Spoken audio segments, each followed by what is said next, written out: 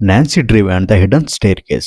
ಇದು ಸಿಂಪಲ್ ಆಗಿರೋ detective cinema. Nancy ಡ್ರೀವ್ ಒಬ್ಳು ಅಡ್ವೆಂಚರಸ್ ಹುಡುಗಿ. ಇದರಿಂದಾಗಿ ಅವಳು ಯಾವಾಗ್ಲೂ ಸಮಸ್ಯೆ ಮಾಡ್ಕೊಳ್ತಾ ಇರ್ತಾಳೆ. ಹೀಗಿರುವಾಗ ಅವಳು ಒಂದು ದಿನ ಒಂದು ಹಾಂಟೆಡ್ ಹೌಸ್ ನಲ್ಲಿ ದೆವ್ವ ಇದೆಯೋ ಇಲ್ವೋ ಅಂತ ಇನ್ವೆಸ್ಟಿಗೇಟ್ ಮಾಡೋಕೆ ಹೋಗ್ತಾಳೆ. ಅಲ್ಲಿ ನಡೆಯುವ ಇನ್ವೆಸ್ಟಿಗೇಷನ್ ಮತ್ತೆ ಅದಕ್ಕೆ ಕೊಟ್ಟಿರೋ ಎಕ್ಸ್ಪ್ಲನೇಷನ್ ಎಲ್ಲವೂ ಅದ್ಭುತವಾಗಿತ್ತು. ಈ ಸಿನಿಮಾ ತಲೆಗೆ ಹುಳ ಬಿಡುವಂತಹ, ತಲೆನೋವು ತರಿಸುವಂತಹ ಡಿಟೆಕ್ಟಿವ್ ಸ್ಟೋರಿ ಏನಲ್ಲ. ಕತೆ ಸಿಂಪಲ್ ಆಗಿದೆ, ಸ್ಕ್ರೀನ್ ಪ್ಲೇ ಸಿಂಪಲ್ ಜೊತೆಗೆ ಎಂಗೇಜಿಂಗ್ ಆಗಿದೆ. ಈ ಇನ್ವೆಸ್ಟಿಗೇಷನ್ ನಲ್ಲಿ ನ್ಯಾನ್ಸಿಯ ಫ್ರೆಂಡ್ಸ್ ನ ಇನ್ವಾಲ್ವ್ ಮಾಡ್ಕೊಂಡಿರೋದು, ಅವರುಗಳ ಮಧ್ಯೆ ಬರೋ ಸೀಕ್ವೆನ್ಸ್ ಎಲ್ಲವೂ ಚೆನ್ನಾಗಿತ್ತು. ಇದು ದಿ ಹಿಡನ್ ಸ್ಟೇರ್ ಕೇಸ್ ಎಂಬ ಪುಸ್ತಕದ ಕಥೆಯಿಂದ ಸೃಷ್ಟಿಸಿರೋ ಸಿನಿಮಾ. ಈಗ ಇದು ನೆಟ್ಫ್ಲಿಕ್ಸ್ ನಲ್ಲಿ ಅವೈಲೇಬಲ್ ಇದೆ. ತನ್ನ ಫ್ರೆಂಡ್ ಗೆ ಬುಲ್ಲಿ ಮಾಡಿದಕ್ಕೆ ರಿವೆಂಜ್ ತಗೊಂಡ ಸೀಕ್ವೆನ್ಸ್ ಚೆನ್ನಾಗಿತ್ತು. ಅಲ್ಲಿ ನ್ಯಾನ್ಸಿ ಕ್ಯಾರೆಕ್ಟರ್ ಯಾವ ತರ, ಆಕೆಯ ಧೈರ್ಯ ಮತ್ತೆ ಡಿಟೆಕ್ಟಿವ್ ಮೈಂಡ್ ಹೇಗಿದೆ ಅಂತ ತೋರಿಸ್ತಾರೆ. ಆ ದೆವ್ವದ ಮನೆ, ಆ ಪಿಂಕ್ ಫ್ಲೇಮಿಂಗೋ ಪೈಂಟ್, ಆ ಅಡಿಗೆ ರೂಮ್, ಆ ಹಿಡನ್ ರೂಮ್, ಆ ಸ್ಟೇರ್ ಕೇಸ್, ಆ ಕೆಮಿಕಲ್ ಅದನ್ನ ಯೂಸ್ ಮಾಡ್ಕೊಂಡಿರೋ ರೀತಿ, ಆ ಐಡಿಯಾಗಳು ಇಷ್ಟ ಆಯ್ತು. ತಂದೆ ಮಗಳ ಬಾಂಧವ್ಯ, ಸ್ಕೂಲ್ ಫ್ರೆಂಡ್ಶಿಪ್, ರಿಚ್ ಮತ್ತೆ ಪೂರ್, ದುಶ್ಮನೆಯಿಂದ ಫ್ರೆಂಡ್ಶಿಪ್, ಹೀಗೆ ಕೆಲವೊಂದು ಎಮೋಷನಲ್ ವಿಷಯಗಳು ಕನೆಕ್ಟ್ ಆದ್ವು.